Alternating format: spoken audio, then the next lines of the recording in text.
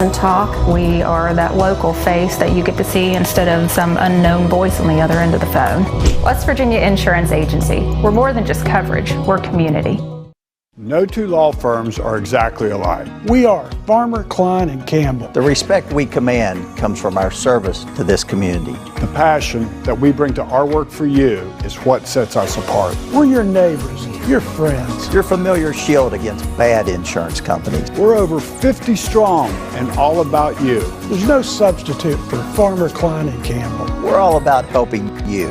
Farmer, Klein, and Campbell is the way to go. Call 252-5990. Hi folks, Rick Lewis, Beckley Auto Mall. Hey, we understand getting your car serviced or purchasing a new car might not be at the top of your list right now. However, here at Beckley Auto Mall, we want you to know that we are taking every measure and precaution to protect our staff and you as our customer during this crisis, including full protection of your vehicle, as well as a safe waiting area for our service and parts customers, and a clean and sanitized sales department as you purchase your new vehicle. As usual, Beckley Auto Mall is prepared to go above and beyond for you during this national pandemic. May God bless each of you and your families. GNC, we are professional grade. Live from the WOAY studios, this is Newswatch at 6. Good evening and welcome to Newswatch at 6. I'm Yasmin Rodriguez. Thanks for tuning in. Before we get started, let's send it over to Chief Meteorologist Tyler Barker with the first look at the forecast. Well, a good Tuesday evening. We've had some very warm temperatures out there again today. Managed to make it back into the mid-number 70s. Some of us getting to the low 80s as well. Overnight tonight, our temperatures are going to stay pretty comfortable in the low 60s. We will have partly cloudy skies. Your out-your-door forecast for tomorrow features temperatures that are slowly going to dip a little bit cooler tomorrow, but we're still going to be mild in the low to mid 70s. But we're going to also have some increasing cloud cover out there as well, with more storms on the way. Your full forecast is coming up. We begin this evening with in-person early voting beginning tomorrow for the local 2020 primary election. Newswatch reporter Shakira Hawkins talked to the Fayette County Clerk on what people can expect this year at the polls.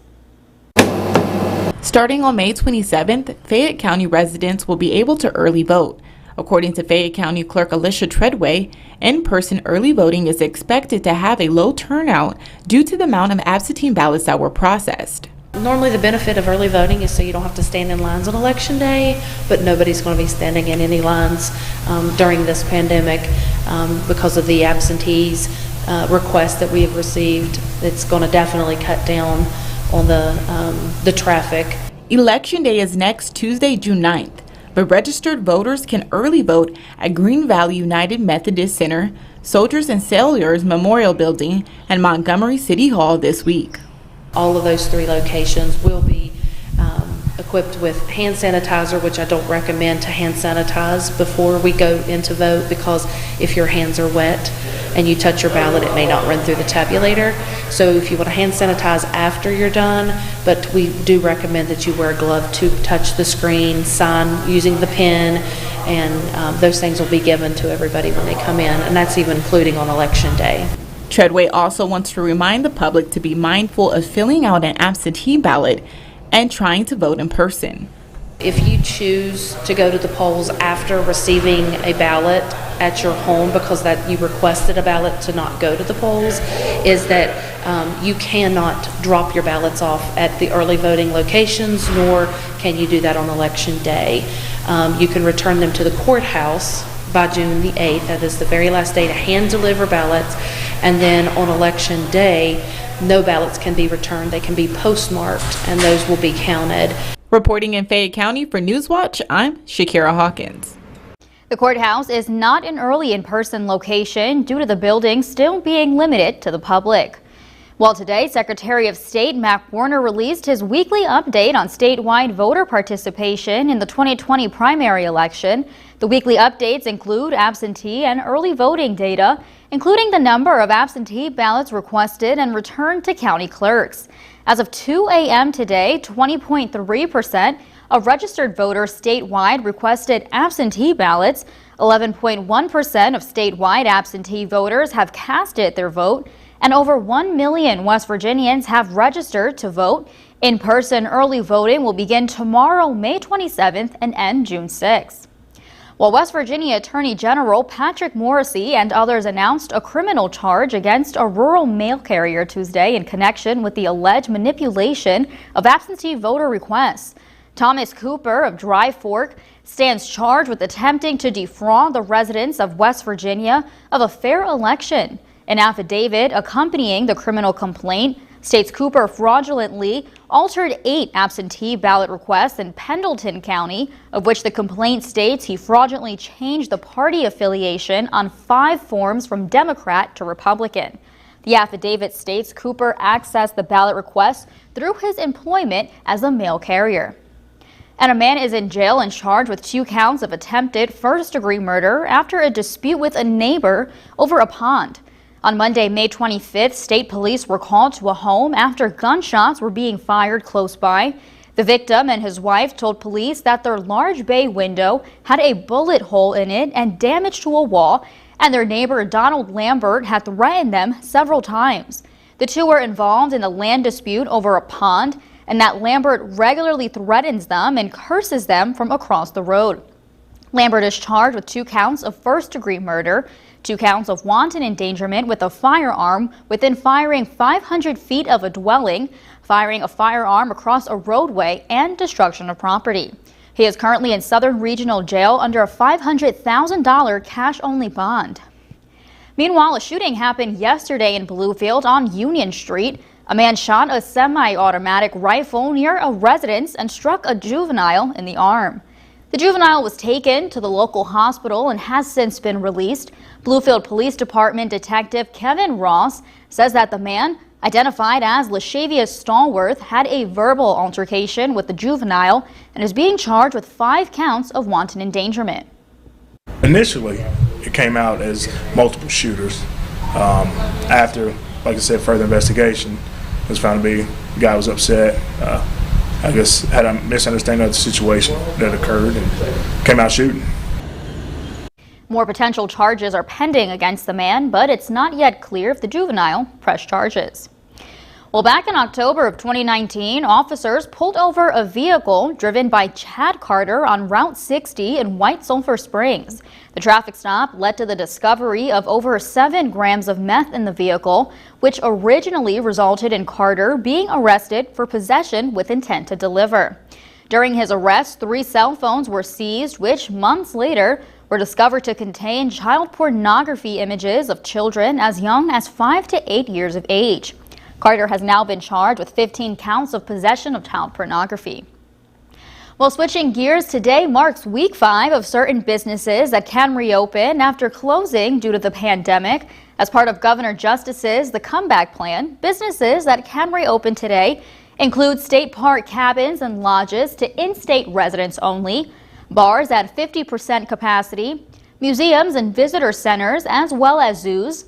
Later this week, on Saturday, May 30th, these businesses will be allowed to reopen, including spas and massage businesses, limited video lottery retailers, swimming pools and bowling alleys, pool halls, roller rinks, and other places with indoor amusement.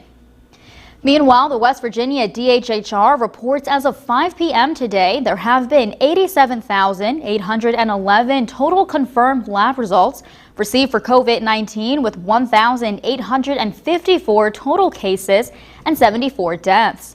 The death of a 75-year-old male from Preston County has been confirmed. Well, when the pandemic began and Beckley ARH began their drive-through testing, they were under the same limits as everyone else. But now, with eased restrictions, they are able to test any symptomatic person for COVID-19, even if the person just has 1 symptom. They are also still testing all surgical patients.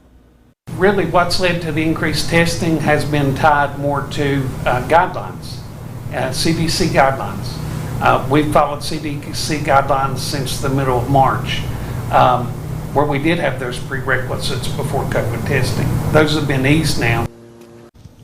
Massey estimates that Beckley ARH is going about 50 tests a day now.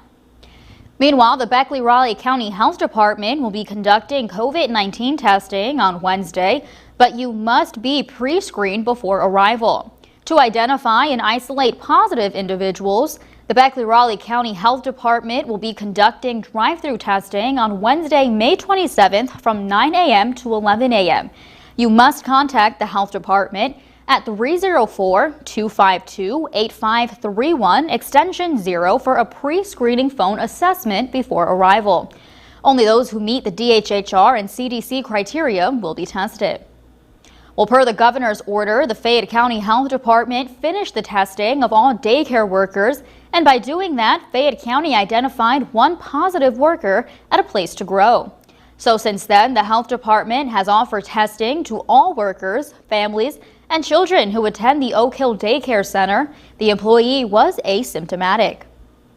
They likely will reopen today for their smaller classroom. For the classroom that was exposed, it'll be 14 days from Friday, which will be June 5th. Once the test returned positive, the entire facility was cleaned. Well, the state has ordered barrier-free testing for minority-based groups and vulnerable populations.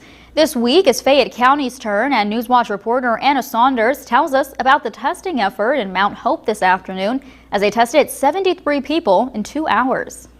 We are starting here in Mount Hope as they've been doing a feeding program here for the community. So this will be to provide service for people that can't necessarily drive, that have been walking up here since the COVID-19 pandemic started and they started a feeding program. So it's mainly for those folks today.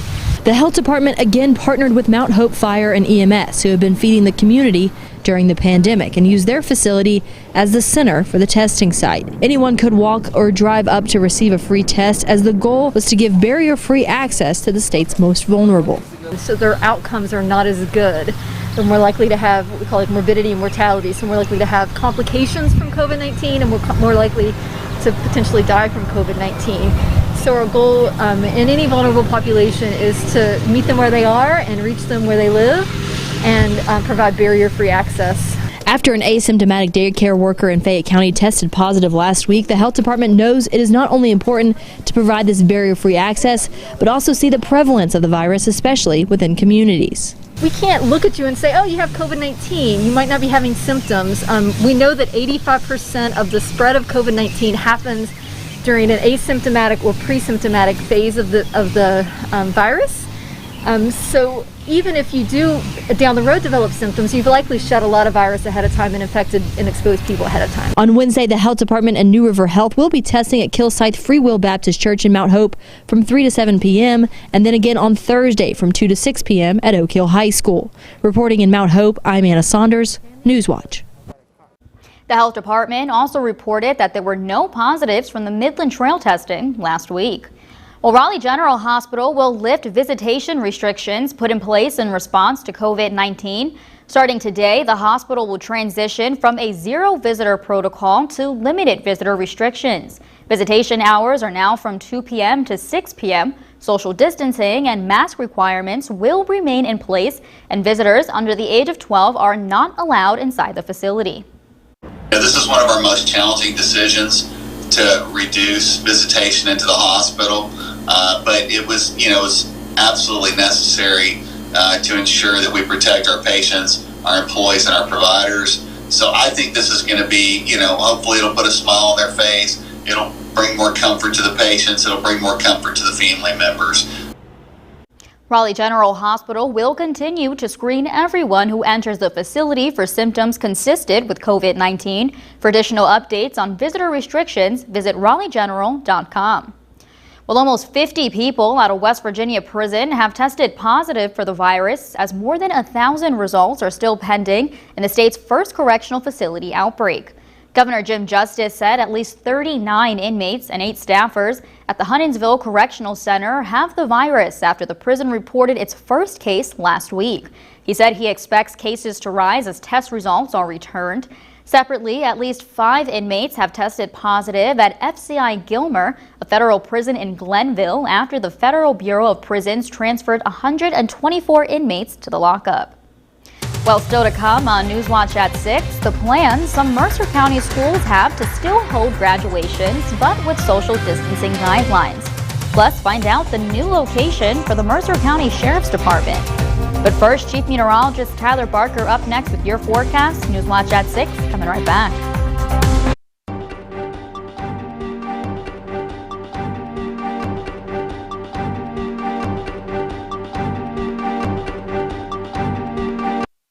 Hi, I'm Tony Martin.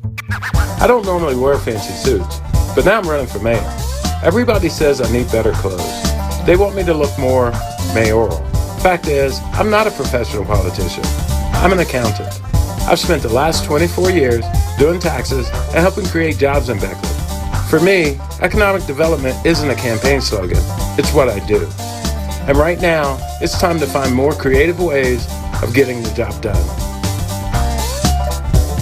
Tim Armstead was appointed to the Supreme Court after receiving thousands of dollars in contributions from drug companies, gas companies, and insurance companies while running the House of Delegates. In the House, he passed laws that hurt teachers and workers. Now, out-of-state corporations are sending him contributions again to try to keep him on the court. We don't need another politician who receives contributions like this on our Supreme Court. We need someone like Richard Neely, who's for West Virginia workers and families. Anyone instead of Armstead. Paid for by Reset West Virginia PAC and not authorized by any candidate or candidates committee. Hi, I'm Marcia Mattingly. If you feel you're not hearing or understanding conversation and others say your TV's too loud, call us today. Beltone's new and advanced technology can help most hearing problems. Call our friendly staff for a quick and painless hearing test. You might be surprised what you've been missing. I realized I wasn't hearing like I used to. Now I wear Beltone hearing aids and I couldn't be any happier. 55 years and 3 generations serving the tri-state with the most trusted name in hearing aids, Beltone. WOAY TV and the Beckley-Raleigh County Chamber of Commerce invite you to meet the mayoral candidates for the city of Beckley. Tune in to WOAY on Tuesday, May 26th from 7 to 8 p.m. The candidates will answer a series of questions on topics that will help you, the voter, make a more informed decision.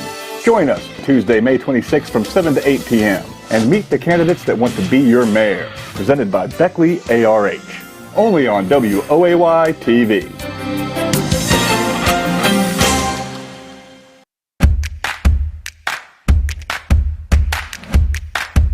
Get in touch with me directly. My cell phone is 304-610-6512. Our campaign is different. We're the only campaign that doesn't take corporate PAC or lobbyist money. The answers we need have always been inside of us. Paid for by Smith for West Virginia. Get today's sports scores on our Facebook page. WOAY, working for you. Well, a good Tuesday evening. We've had another warm day out there today with temperatures in the mid to upper 70s. Some of us even getting back into the low 80s. Our temperatures, though, they're going to drop overnight tonight into the low 60s. So a comfortable, mild night out there across southern West Virginia. We'll have partly cloudy skies. You can see Futurecast showing the cloudy conditions at times across the area. We should stay mostly dry. Futurecast trying to show just a slight isolated shower maybe across Greenbrier and Monroe counties. But other than that, things are going to stay partly cloudy. Temperatures tomorrow by the afternoon hours, you'll notice by lunch, will be right at 70 in Beckley, 74 in Pineville, upper 60s, Lewisburg and Union. This is all due to more cloud cover tomorrow, so expect more clouds tomorrow. Partly sunny to maybe even mostly cloudy to all cloudy day out there. Notice the rain will hold off until we get into probably after, say, 10, 11 o'clock tomorrow night. The rain you start to see showing up on Futurecast is actually associated with an area of low pressure just off the Florida coast that's moving in our general direction. It's not anticipated to become a tropical system, but it will bring some tropical moisture into our forecast. Notice some of the reds and oranges showing up. That would indicate maybe some more moderate to heavy pockets of rain showing up on Futurecast. Now, earlier the models kind of had more of this heavier axis just to the east. The latest runs are keeping it a little bit farther to the west, so that's something we're going to have to track to see exactly maybe where those heavy bands set up for any flooding potential. But notice it will be quickly in here and then quickly out of here. By Thursday morning, we're going to start to see some drier conditions. You notice on Futurecast, we are starting to see that low pressure. This is where I was talking about. Watch it kind of move to the north. It comes across parts of South Carolina, North Carolina. This is tomorrow afternoon, and then notice it moves in overnight tomorrow night into early Thursday across southern West Virginia, bringing with it some showers and storms, and then quickly is moving on up to the north. So the best chance of rain, of course, we're not tracking much in the way of any rain out there for tonight. And then tomorrow you'll really start to see a spike in the activity as we go into the afternoon and evening. And then going into the overnight hours, things will quiet down for early Thursday. Rainfall amounts, of course, will be very dependent on the exact track of the low. any shift west or east will make a whole difference. So right now the heaviest axis of rain looks to be across Wyoming, McDowell, Tazewell counties, and maybe just to the west of there, with lighter amounts off to the east. If the track shifts back to the east a little bit, of course the heaviest axis of rain will also shift back to the east, so that's something we'll have to track. Flood threat tomorrow is across our far eastern counties, a marginal risk. Tomorrow we're kind of mostly all under that marginal threat. Winds will also pick up a little bit when that system moves in. You'll notice Wednesday night into Thursday, wind gust approaching maybe 35, if not 40 miles an hour, but it's just with that low pushing in, and then it quickly will start to diminish. Rainfall amounts over the next 7 days look to average anywhere between maybe 3/4 of an inch to up to an inch. Temperatures over the next couple of days will be near or above average, and we'll see a slight dip going into the weekend before we warm back up. So notice the clouds pretty thick tomorrow, but we do start to introduce the chances of some showers. Here's your 7-day forecast. 74 tomorrow, 79 on Thursday with showers and storms continuing into Friday. Showers likely for Saturday as temperatures cool down to near 70. Upper 60s Sunday and Monday, lots of sunshine. Overnight lows, they're mild in the 60s, but they're going to dip into the 40s for early next week. 70s return by Tuesday. Jim Justice said he would never release violent criminals early from jail, but he did. In March, Justice approved early releases for dozens of convicted felons, a violent thief, a child pornographer, and child predators. Violent criminals, all granted early release by the governor for no good reason. Remember what Jim Justice asked of voters? Judge me by my deeds. Judge me by what I've done. West Virginia can do better on Election Day. Vote for Woody Thrasher. As a lifelong resident of Fayette County and the daughter of former teacher Connie Hawley and the late coach Cy Hawley, Michelle has deep roots within our communities. Michelle Hawley will be a fresh new face in the office of Fayette County Clerk. Maintaining records and ensuring the integrity of our election processes are important duties of our county clerk. Michelle Hawley is the right choice for county clerk in Fayette County. Paid for by Committee to Elect C. Hawley, Treasurer. King Cole can put you in a vehicle that's dependable, affordable, and exactly what you need. We can help you over the phone, online, or at our King Cole dealership. Take the short drive to Oak Hill, get a payment on a 2020 crew cab as low as $489 per month. Or how about a 2020 Chevy Trax for $239 per month and no payments for 120 days? We've taken the proper precautions at our dealership to keep you safe during this crisis. King Cole Chevrolet in Oak Hill. Online at KingColeChevy.com. Get your best deal every day at King Cole Chevrolet. Find new roads with Chevrolet. Now more than ever, we need justice to be blind, to be balanced, and not just for the powerful, but fair for everyone. I'm Joanna Tabbitt. I'm a judge, not a politician. I'll use my 32 years of courtroom experience and years on the bench to balance the scales of justice for everyday people. Tough, experienced, independent. That's why law enforcement, first responders, business, and labor support Judge Joanna Tabbitt for the Supreme Court. Welcome back. Well, Mercer County high schools have been given the chance to hold traditional but socially distant graduation ceremonies. Newswatch reporter Jacob Comer met with some school staff to find out how they're staying safe about it. Unlike many other schools in southern West Virginia, Mercer County schools are holding graduation ceremonies this week for their students. Bluefield, Montcalm, Pikeview, and Princeton Senior High School are all holding small-scale graduation ceremonies with only a few students at a time, spread out over the course of 3 whole days. According to Bluefield High School's principal, the schools are doing everything they can to keep the ceremonies safe. We're using social distancing. We have, them spread out in the parking lot, and we have them spread out here as they line up. And of course, the auditorium is marked, 6 to 8 feet apart. Each ceremony has only between 8 and 10 students, and each student is allowed a small number of guests to watch them walk across the stage. According to Princeton Senior High School's assistant principal, each row of chairs for spectators are separated by family, and students stay socially distant while lining up. And after each ceremony, a new group of students roll in, and the faculty does it all over again. We've been spreading out the graduations roughly about every 30 minutes. Between each group coming in, we've been making sure that we're sanitizing everything. An average class size of 150 means it would take nearly 8 hours a day for 3 whole days to get everyone across the stage. The faculty says all the hard work is for the community to let them see the kids graduate in an in-person setting rather than a virtual one. To do graduation like this, to give the parents an opportunity to see their child walk across the stage in person.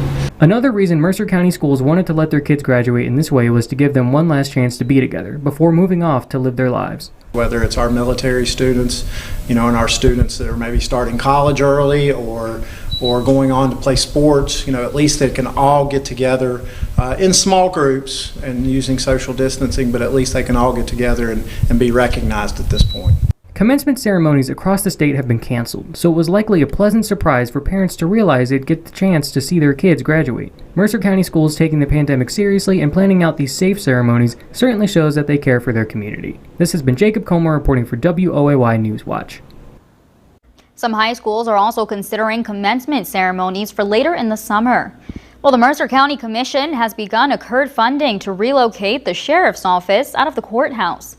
The move is being made to give the Sheriff's Department more room for holding cells and will allow the courthouse to use their space more efficiently. County Commissioner Greg Puckett says the move will solve a lot of issues with the courthouse. We're going to put a couple holding cells in there, which will allow for, just people coming in may need to be there for a small amount of time before they get sent to the regional jail. And then at that point, that will increase the amount of parking that will be available around the courthouse, which has always been a problem. The sheriff's office is being moved just down the street from the courthouse and is planned as soon as possible. And stick with us, I'll have a quick look at sports after the break. I think the best way to describe Ben Salango is he's a dynamo. He just works so hard. Ben Salango built the Shawnee Sports Complex on time and on budget, and he provided a lot of jobs to our guys to get it done. Ben Salango has made sure that we have what we need to do our job and save lives. When Ben Salango pushed through the 12 weeks of family leave for our employees in Kanawha County, it made a huge difference. I've been able to get things done. I've done it as Kanawha County Commissioner. I've done it my entire life. I'm going to do it as Governor. Steve Slockett is a candidate for election to the Fayette County Board of Education. Slockett is a strong professional leader that is not afraid to make tough decisions. Slockett is a fiscally responsible businessman that knows the value of teamwork. Slockett believes in an equal quality education for all students. Slockett encourages the public to assist him in providing a better school system for our children. Vote for Steve Slockett for re-election to the Fayette County Board of Education. I'm John Hutchison. I've worked hard my entire life. I worked my way through school as a carpenter, a steel worker, and a construction worker. I've been a teacher, a coach, and a lawyer. Now I'm a Supreme Court justice with decades of judicial experience working to restore integrity to the court. That's why business, law enforcement, teachers, doctors, first responders, Democrats, and Republicans endorse John Hutchison for Supreme Court.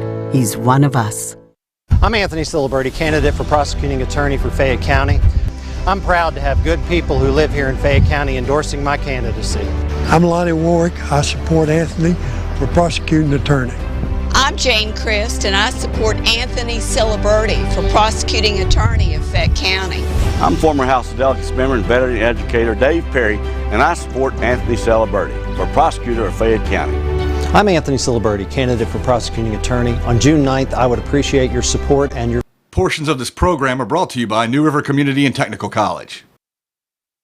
Time now for a look at sports. High school seniors continuing to make their college decisions this spring, and 2 Woodrow Wilson graduates will stay in Raleigh County to continue their soccer careers. Colin Stacy and Isaac Bragg both signing with WVU Tech on Tuesday afternoon. They say staying close to home played a major role in choosing the Golden Bears. They'll be joining a team that has qualified for the NAIA National Tournament 2 of the past 3 seasons and are ready to begin this next chapter. Very exciting, glad to be able to do it in my hometown where all of my family and friends are. Excited for it all. I'm really excited to be able to work with a lot of great players. A lot of them have come from foreign countries with great soccer all around the world. I was looking for somewhere to challenge myself and become a better player, and they have great coaching and great players to learn with. It's a privilege to play with somebody and not be completely alone coming to a new team. In Oak Hill this afternoon, Ashby West signing his letter of intent to continue his wrestling career at Fairmont State University. West is one of the most accomplished grapplers in Oak Hill High School history, winning over 150 career matches. He finished runner-up at the state tournament in 2019 and 3rd in 2020. West described what stood out about Fairmont when making his decision and what he'll need to do in order to succeed at the collegiate level. We reached out to a lot of colleges. We actually made a lot of college visits. But Freegee, he came up and worked with us throughout the season. He came up and watched me wrestle, and I talked to him on the phone. I just like the way he coaches, and I like the guys he's been putting on the team. Wrestling's a big mental game. I didn't really figure that out until my junior year, and that's probably what I bring to Fairmont is don't let anyone scare you, don't let anyone mentally control you. Once you get over that, then win matches and, do good. And after we discussed confirmed discussions that had been taking place earlier this week, World Team Tennis announcing Tuesday they will hold their entire season at the Greenbrier starting July 12th. The Professional Tennis League first started in the mid-'70s and will have 9 different teams for this upcoming year. Current plans for the league are to hold 3 matches per day at the center court at Creekside and allow up to 500 fans in the stands for outdoor matches. Several items, including ticket prices, are still being discussed. The championship match is scheduled for August 2nd. That is it for sports. We'll be right back.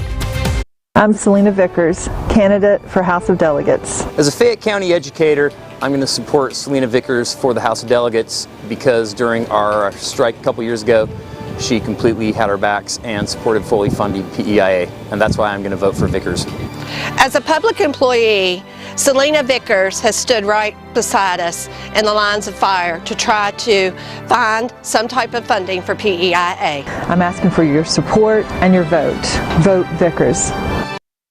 This week, watching the numbers as America reopens and more restrictions are lifted. How high will cases climb? With so much at stake, World News Tonight with David Muir is America's most watched newscast, and now the most watched program in America. No two law firms are exactly alike. We are Farmer, Klein, and Campbell. The respect we command comes from our service to this community. The passion that we bring to our work for you is what sets us apart. We're your neighbors, your friends. Your familiar shield against bad insurance companies. We're over 50 strong and all about you. There's no substitute for Farmer, Klein, and Campbell. We're all about helping you. Farmer, Klein, and Campbell is the way to go. Call 252-5990. Out-of-state insurance companies are lying about our former Chief Justice of the West Virginia Supreme Court, Richard Neely. Richard Neely is running to eliminate the huge delays that help insurance companies all but destroy the rights of women, children, and workers. Richard was awarded a Bronze Star